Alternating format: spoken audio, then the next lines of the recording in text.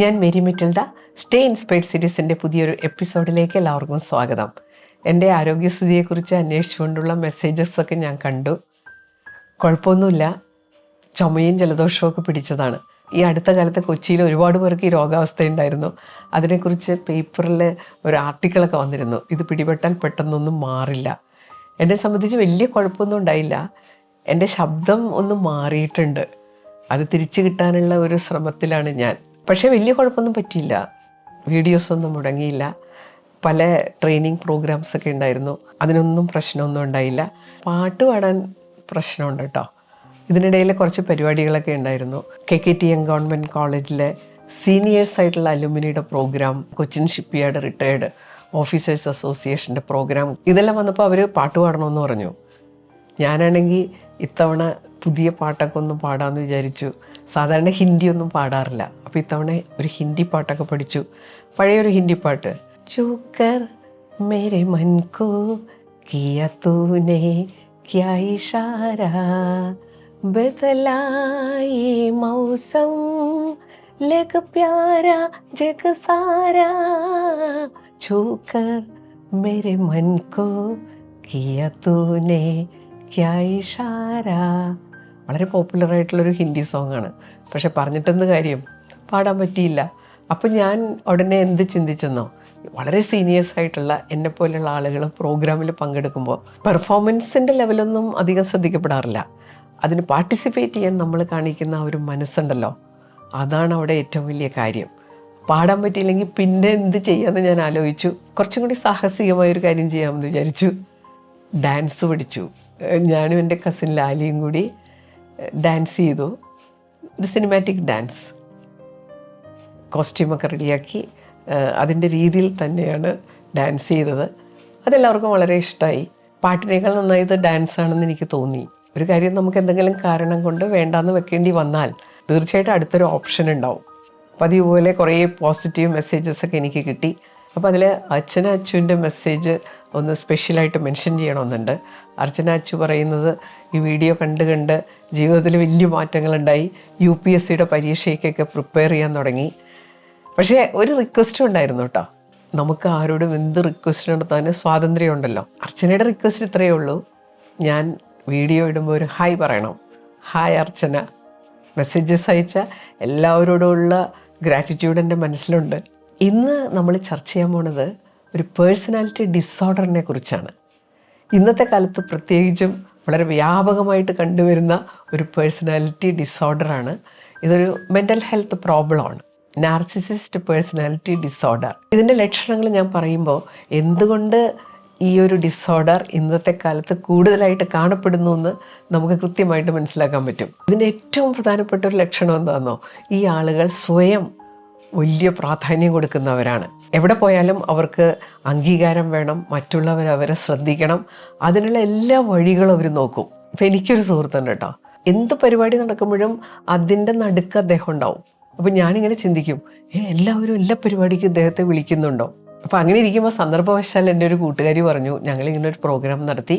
അപ്പോൾ ഈ പറഞ്ഞ വ്യക്തി പ്രത്യേകം എന്നെ വിളിക്കണമെന്ന് ആവശ്യപ്പെട്ടു. ഞങ്ങൾക്ക് വിളിക്കേണ്ടതായിട്ട് വന്നു കഴിഞ്ഞപ്പോൾ വേറെ പ്രശ്നം, അദ്ദേഹത്തിന് ഏറ്റവും പ്രോമിനൻ്റ് ആയിട്ടുള്ള സ്ഥാനത്ത് തന്നെ ഇരിക്കണം, പ്രസംഗിക്കണം, അങ്ങനെ പല പ്രശ്നങ്ങൾ. ഇങ്ങനെ കുറേ ആളുകളുണ്ട്.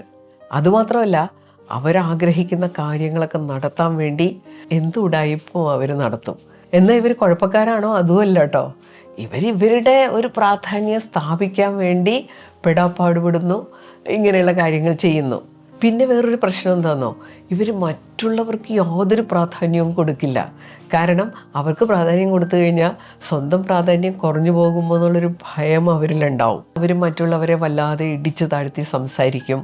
ഈ പേഴ്സണാലിറ്റി ഡിസോർഡറുള്ള ആളുകൾ ധാരാളം പേര് ഇന്നത്തെ കാലത്ത് ഉണ്ടാകാനുള്ള കാരണം മനസ്സിലായല്ലോ അല്ലേ? ഈ സോഷ്യൽ മീഡിയയൊക്കെ ഉണ്ടാക്കി വെച്ചിട്ടുള്ള വലിയ പ്രശ്നങ്ങളുണ്ട്. സെൽഫ് ഇമ്പോർട്ടൻസ് പ്രൊമോട്ട് ചെയ്യുന്ന ഒരു സാഹചര്യമാണുള്ളത്. അതിനുവേണ്ടി ഏതറ്റവും വരെ ആളുകൾ പോകുന്നൊരു കാഴ്ചയാണ് നമ്മുടെ ചുറ്റും നമ്മൾ കണ്ടുകൊണ്ടിരിക്കുന്നത്. ധാരാളം പേര് അങ്ങനെയായി മാറാനുള്ള ഒരു സാഹചര്യം ഇന്നുണ്ട്. നാർസിസിസ്റ്റ് പേഴ്സണാലിറ്റി ഉള്ള ആളുകളുമായിട്ട് ഒരു നല്ല ബന്ധം ഉണ്ടാക്കാൻ ബുദ്ധിമുട്ടാണ്. ഇത്രയൊക്കെ പറഞ്ഞു കഴിഞ്ഞപ്പോൾ ചില ആളുകളൊക്കെ നമ്മുടെ മനസ്സിലുണ്ടാവും അല്ലേ, ഈ പറഞ്ഞ ലക്ഷണങ്ങളുള്ള ആളുകൾ. ഇങ്ങനെയുള്ള ആളുകൾ നമ്മളുമായിട്ട് വലിയ അടുപ്പമോ ബന്ധമോ ഇല്ലാത്ത ആളുകളാണെങ്കിൽ നമുക്കിത് തമാശയായിട്ട് കാണാൻ പറ്റും. കാരണം ഇത് മെൻ്റൽ ഹെൽത്ത് പ്രോബ്ലം ആണെങ്കിലും ഇത് വലിയ പ്രശ്നമുള്ളൊരു കാര്യമൊന്നുമല്ല. പക്ഷേ നമ്മൾ ജോലി ചെയ്യുന്ന സ്ഥലത്ത് നമ്മുടെ ബോസ് അല്ലെങ്കിൽ നമ്മുടെ വളരെ അടുത്ത സുഹൃത്തുക്കൾ, ലൈഫ് പാർട്ട്നേഴ്സ്, മക്കൾ, മാതാപിതാക്കൾ, ഇവർക്കൊക്കെ ഈ ഡിസോർഡർ ഉണ്ടെങ്കിൽ നമ്മൾ പെട്ടുപോകും. നമുക്ക് അവരുടെ കൂടെ ജീവിക്കുക എന്നുള്ളത് അങ്ങേറ്റം ദുസ്സഹമായിട്ട് മാറും. ഇങ്ങനെയുള്ള ആളുകൾ പലപ്പോഴും ചെയ്യാറുള്ളത് അവരുടെ പ്രാധാന്യം ഉറപ്പിക്കാൻ വേണ്ടി മറ്റുള്ളവരെ എപ്പോഴും കുറ്റപ്പെടുത്തിക്കൊണ്ടിരിക്കും, ഇടിച്ച് താഴ്ത്തിക്കൊണ്ടിരിക്കും. അപ്പോൾ എപ്പോഴും ഇത് സഹിക്കേണ്ടി വന്നാൽ അതൊരു വല്ലാത്ത കഷ്ടമാണല്ലേ. അപ്പോൾ ഇങ്ങനെ നമുക്ക് ഒഴിച്ചുകൂടാൻ പറ്റാത്ത ബന്ധങ്ങളിൽ ഇത്തരം ഡിസോർഡർ ഉള്ളവരുണ്ടെങ്കിൽ നമ്മൾ എന്താണ് ചെയ്യേണ്ടത്? അക്കാര്യത്തെക്കുറിച്ചാണ് ഇന്നത്തെ വീഡിയോ. ഒരു കാര്യം പ്രത്യേകം ഓർക്കേണ്ടത്, ഈ ലക്ഷണങ്ങളൊക്കെ കേൾക്കുമ്പോൾ എനിക്കിങ്ങനത്തെ ചില പ്രശ്നങ്ങളില്ലേ എന്ന് ചിലപ്പോൾ നമുക്ക് തോന്നിയേക്കാം. ഉണ്ടെങ്കിൽ തിരുത്തണം. അല്ലെങ്കിൽ എന്ത് പറ്റുമെന്നോ, ഇതൊന്നും ആരും ഇഷ്ടപ്പെടുന്ന അല്ലെങ്കിൽ അപ്രീഷിയേറ്റ് ചെയ്യുന്ന കാര്യങ്ങളേ അല്ല. നമ്മളോട് ആർക്കും ഒരു ബഹുമാനം തോന്നില്ല. അപ്പോൾ വളരെ ഗൗരവമുള്ളൊരു വിഷയം തന്നെയാണ് നമ്മളിന്ന് കൈകാര്യം ചെയ്യുന്നത്. പിന്നെ അവസാനം വരെ വീഡിയോ കാണണം. നിങ്ങൾക്ക് ഉപകാരപ്പെട്ടേക്കാവുന്ന ഒരു ഇൻഫർമേഷൻ ഞാൻ അവസാനം പറയുന്നുണ്ട്, അതും കൂടി കേൾക്കണം. അപ്പോൾ നമുക്ക് കാര്യങ്ങളിലേക്ക് കടക്കാം. ഒന്നാമത്തെ കാര്യം, നേരത്തെ പറഞ്ഞ പെരുമാറ്റ രീതികളിലുള്ളവരുടെ പ്രശ്നം ഒരു പേഴ്സണാലിറ്റി ഡിസോർഡർ ആണെന്ന് മനസ്സിലാക്കണം. അതൊരു മെൻ്റൽ ഹെൽത്ത് പ്രോബ്ലമാണ്. നാർസിസിസ്റ്റ് പേഴ്സണാലിറ്റി ഡിസോർഡറിൻ്റെ ലക്ഷണങ്ങൾ എന്തൊക്കെയാണെന്ന് നമ്മൾ കൃത്യമായിട്ട് പഠിക്കണം. അപ്പോൾ ഇതേ രീതിയിൽ പെരുമാറുന്നവരെ അങ്ങനെ നമ്മൾ മനസ്സിലാക്കി കഴിഞ്ഞാൽ കുറച്ച് സഹാനുഭൂതിയോടുകൂടി അവരോട് പെരുമാറാൻ പറ്റും. അങ്ങനെ ഫ്രിക്ഷൻസ് ഒഴിവാക്കാൻ പറ്റും. രണ്ടാമത്തെ കാര്യം, നമുക്ക് സഹാനുഭൂതിയോടുകൂടി അവരോട് പെരുമാറാം, ഫ്രിക്ഷൻസ് ഒഴിവാക്കാം. പക്ഷേ നമ്മുടെ മാനസികാരോഗ്യം തകരാറിലാകാതിരിക്കാൻ ശ്രദ്ധിക്കണം. ഇവർ പലപ്പോഴും മറ്റുള്ളവരോട് വളരെ മോശമായിട്ട് പെരുമാറും, അവരെ ഇടിച്ചു താഴ്ത്തി സംസാരിക്കും. ഇവരുടെ ലക്ഷ്യം, ഇവരുടെ പ്രാധാന്യത്തിന് ഒരു കുറവും വരാൻ പാടില്ല. അതിന് ഏത് വഴി അവർ സ്വീകരിക്കും, എന്ത് മാനിപ്പുലേഷനും അവർ നടത്തും. അതിൽ നമ്മൾ എഫക്റ്റഡ് ആകരുത്. അവർ നമ്മളെക്കുറിച്ച് എന്ത് പറഞ്ഞാലും നമുക്ക് ഒരു സെൽഫ് എസ്റ്റീം ഉണ്ടാവണം, നമുക്ക് നമ്മളെക്കുറിച്ച് കൃത്യമായിട്ടുള്ള ധാരണ ഉണ്ടാകണം. നമ്മുടെ ക്വാളിറ്റീസ് നമ്മൾ തന്നെ ഹൈലൈറ്റ് ചെയ്യണം. നമ്മുടെ ക്വാളിറ്റീസ് അവരെ അപ്രീഷിയേറ്റ് ചെയ്തില്ലെങ്കിലും നമുക്ക് സെൽഫ് അപ്രീസിയേഷൻ ആകാം. അതൊന്നും നമ്മളെ മാനസികമായിട്ട് തളർത്താൻ ഇടയാകരുത്. നമ്മുടെ സമ്മതമില്ലാതെ ആർക്കും നമ്മളെ മാനസികമായിട്ട് തളർത്താൻ പറ്റില്ല. അതൊരു സത്യമായിട്ടുള്ള കാര്യമാണ്. അങ്ങനെ വളരെ ധൈര്യപൂർവ്വം നമ്മളതിനെ നേരിടണം. ഇനി മൂന്നാമത്തെ കാര്യം, നമുക്ക് സംസാരിക്കാനുള്ള അവകാശമുണ്ട്. സഹാനുഭൂതിയോടുകൂടി പെരുമാറുക എന്ന് പറഞ്ഞു കഴിഞ്ഞാൽ മിണ്ടാതിരിക്കുക എന്നർത്ഥമില്ല കേട്ടോ. അവരുടെ തെറ്റുകൾ ചൂണ്ടിക്കാണിക്കാം, നമ്മളെ എഫക്റ്റ് ചെയ്യുന്ന കാര്യങ്ങളിൽ നമുക്ക് ഇടപെടാം, ചെയ്തത് ശരിയായില്ല എന്ന് പറയാം. പ്രത്യേകിച്ചും അവരിങ്ങനെ മാനിപ്പുലേഷൻസ് ഒക്കെ നടത്തുമല്ലോ. ഈ ഉഡായിപ്പുകളൊക്കെ കാണിക്കുമ്പോൾ നമ്മളത് അറിഞ്ഞു എന്ന് അവരെ ബോധ്യപ്പെടുത്താം. അതിലൊരു തെറ്റുമില്ല. അതിനുള്ളൊരു ധൈര്യം നമുക്ക് ഉണ്ടാവണം. നാലാമത്തെ കാര്യം, നമ്മൾ നമ്മുടെ ബൗണ്ടറീസ് സെറ്റ് ചെയ്യണം. ബൗണ്ടറീസ് എന്ന് പറഞ്ഞാൽ എന്താണെന്നോ, ഇവർ മറ്റുള്ളവരെ ഭരിക്കാൻ ശ്രമിക്കും. അവരുടെ ഇഷ്ടങ്ങളൊക്കെ നടപ്പിലാക്കാൻ വേണ്ടി ഏതറ്റവും വരെ അവർ പോകുമല്ലോ. അപ്പം നമ്മുടെ ഇഷ്ടങ്ങളിലേക്കൊക്കെ കടന്നു കയറും. നമ്മുടെ സ്വാതന്ത്ര്യത്തിലേക്കൊക്കെ ഒരു കടന്നു കയറ്റം ഉണ്ടാവും. അവരുടെ ഇഷ്ടങ്ങളിലേക്ക് നമ്മളെ ബലമായിട്ട് കൊണ്ടുപോകാൻ ശ്രമിക്കും. അത്തരം സന്ദർഭങ്ങളിൽ നമ്മൾ നമ്മുടേതായിട്ടുള്ള നിലപാടുകളിൽ ഉറച്ചു നിൽക്കണം. നമ്മുടെ ആവശ്യങ്ങൾ തുറന്നു പറഞ്ഞ് ഇതിനപ്പുറത്തേക്കുള്ള ഇടപെടൽ പാടില്ല എന്നുള്ളൊരു നിലപാട് അവരെ അറിയിക്കണം. ഓപ്പൺ കമ്മ്യൂണിക്കേഷൻ, ബൗണ്ടറീസ് സെറ്റ് ചെയ്യുക എന്ന് പറഞ്ഞാൽ ഇത്തരത്തിലുള്ളൊരു ഓപ്പൺ കമ്മ്യൂണിക്കേഷനാണ്. ഇതെനിക്കിഷ്ടമില്ല, ഇതാണ് എൻ്റെ താല്പര്യം, ഇതൊക്കെ തുറന്നു പറയുക എന്നുള്ളത് നമ്മുടെ അവകാശവും സ്വാതന്ത്ര്യവുമാണ്. മറ്റേയാൾക്ക് ഇങ്ങനെ ഒരു ഡിസോർഡർ ഉണ്ടെന്ന് കരുതി നമ്മൾ ഇത്തരം കാര്യങ്ങൾ സപ്രസ് ചെയ്ത് കഴിഞ്ഞാൽ വീണ്ടും ആ ഡിസോർഡർ അഗ്രവേറ്റ് ചെയ്യാനുള്ളൊരു അവസരമാണ് നമ്മൾ ഉണ്ടാക്കി കൊടുക്കുന്നത്. അപ്പോൾ അത് പാടില്ല. അവർക്കൊരു തിരിച്ചറിവുണ്ടാകാനുള്ള സന്ദർഭം നമുക്ക് ഉണ്ടാക്കാം.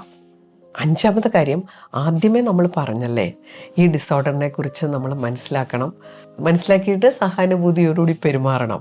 ആ പെരുമാറ്റത്തിൻ്റെ ഏറ്റവും സ്ട്രോങ് ആയിട്ടുള്ള ഒരു വശം എന്താണെന്നോ, ഒരിക്കലും നമ്മൾ പ്രകോപിതരാകരുത്. അവർക്കൊരു പേഴ്സണാലിറ്റി ഡിസോർഡർ ഉണ്ട്, പക്ഷേ അത് നമ്മളെ പ്രകോപിപ്പിക്കരുത്. അപ്പോൾ അവരുമായിട്ട് ബന്ധപ്പെടുന്നവർക്ക് വേണ്ടത് ഒരു ഇമോഷണൽ കൺട്രോളാണ്. ആ ഇമോഷണൽ കൺട്രോൾ പ്രാക്ടീസ് ചെയ്യാൻ ഒരുപാട് മാർഗ്ഗങ്ങളുണ്ട്. ഞാൻ ട്രാൻസാക്ഷൻ അനാലിസിസിനെ കുറിച്ചൊരു വീഡിയോ ഇട്ടിരുന്നു.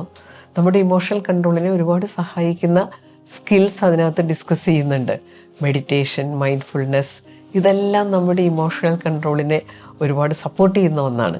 ഇനി ആറാമത്തെ കാര്യം, എന്തായാലും ഈ നാർസിസിസ്റ്റ് പേഴ്സണാലിറ്റി ഡിസോർഡർ ഉള്ളവരുമായിട്ടുള്ള ബന്ധം അത്ര സന്തോഷം നിറഞ്ഞതായിരിക്കില്ല. അവരുമായിട്ട് ബന്ധപ്പെടുന്നവർക്ക് ഒരുപാട് ബുദ്ധിമുട്ടുണ്ടാകും. ഈ പേഴ്സണാലിറ്റി ഉള്ളവരിൽ നിന്ന് ഒരു സപ്പോർട്ടും മറ്റുള്ളവർക്ക് കിട്ടാൻ സാധ്യതയില്ല. ആ സന്ദർഭത്തിൽ നമ്മൾ ചെയ്യേണ്ടത് എന്താണെന്നോ, ഒരു സപ്പോർട്ട് സിസ്റ്റം ഉണ്ടാക്കണം. നല്ല ഫ്രണ്ട്ഷിപ്പ്, ഇതിനെ കോമ്പൻസേറ്റ് ചെയ്യുന്ന ചില കാര്യങ്ങൾ നമുക്ക് ലഭിക്കാവുന്ന തരത്തിലുള്ള ബന്ധങ്ങൾ, ക്ലോസ് റിലേഷൻഷിപ്സ് ഇല്ലേ, നമുക്ക് സന്തോഷം തരുന്ന ആ റിലേഷൻഷിപ്സ് ഒന്നുകൂടി റീഇൻഫോഴ്സ് ചെയ്യുക. അങ്ങനെ നല്ലൊരു സപ്പോർട്ട് സിസ്റ്റം ഉണ്ടാക്കിയെടുക്കുക. നമ്മൾ ഒറ്റയ്ക്കല്ല, നമ്മുടെ കൂടെ ആളുകളുണ്ട് എന്ന് നമ്മൾ ഉറപ്പാക്കണം. 7ാമത്തെ കാര്യം, നാർസിസിസ്റ്റ് പേഴ്സണാലിറ്റി ഡിസോർഡർ ഒരു മെൻ്റൽ ഹെൽത്ത് പ്രോബ്ലമാണ്. അതിന് കൗൺസിലിംഗ് ആവശ്യമായേക്കാം. പക്ഷെ സാധാരണഗതിയിൽ അതിനവർ വഴിപ്പെടില്ല. പെട്ടില്ലെങ്കിൽ ഇത് ബലമായിട്ട് ചികിത്സിക്കേണ്ട ഒരു മനോരോഗവുമല്ല. ഇപ്പം നമ്മൾ പറഞ്ഞില്ലേ, ആ കാര്യങ്ങളൊക്കെ പ്രാക്ടീസ് ചെയ്ത് നമുക്ക് ആ റിലേഷൻഷിപ്സ് മുന്നോട്ട് കൊണ്ടുപോകാൻ സാധ്യമായേക്കും. പക്ഷേ ഇതിൻ്റെ ഗ്രേഡ് വല്ലാണ്ടങ്ങ് കൂടിക്കഴിഞ്ഞാൽ ഈ റിലേഷൻഷിപ്പ് നമുക്ക് പിന്നെ സഹിക്കാൻ പറ്റില്ല.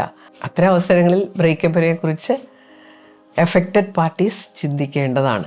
നമ്മുടെ വീഡിയോയുടെ അവസാനിക്കുകയാണ്. അപ്പോൾ നമ്മളിപ്പോൾ പറഞ്ഞ കാര്യങ്ങളില്ലേ, അതെല്ലാം പ്രാക്ടീസ് ചെയ്യണമെങ്കിൽ നമുക്ക് അതേക്കുറിച്ച് കൃത്യമായിട്ടുള്ള അറിവുണ്ടാവണം. ചില സ്കിൽസ് ആവശ്യമാണ്, കോൺഫിഡൻസ് ആവശ്യമാണ്. ഇതുണ്ടാക്കി തരുന്നത് നമ്മുടെ മനസ്സാണ്. സ്കിൽസ് നമ്മൾ ഡെവലപ്പ് ചെയ്തെടുക്കണം. ആ ലെവലിലേക്ക് വ്യക്തികളെ മാറ്റിയെടുക്കാൻ ട്രെയിനിങ് നമ്മളെ ഒരുപാട് സഹായിക്കും. മനസ്സിൻ്റെ കഴിവ് പ്രയോജനപ്പെടുത്താനും നമ്മുടെ സ്കിൽസ് ഡെവലപ്പ് ചെയ്യാനും സഹായിക്കുന്ന രീതിയിലുള്ള ഒരു ട്രെയിനിങ് മോഡ്യൂൾ ഞാൻ ഡെവലപ്പ് ചെയ്തിട്ടുണ്ട്. ട്രെയിനിങ് കോഴ്സ് ഞാൻ നടത്തുന്നുണ്ട് ഓൺലൈൻ. 8 ദിവസം കണ്ടിന്യൂസ് ആയിട്ട് ഗൂഗിൾ മീറ്റിലാണ് ആ കോഴ്സ് നടത്താറ്. ഫെബ്രുവരി 22 തൊട്ട് 29 വരെ അങ്ങനെ ഒരു കോഴ്സ് ഞാൻ നടത്തുന്നുണ്ട്.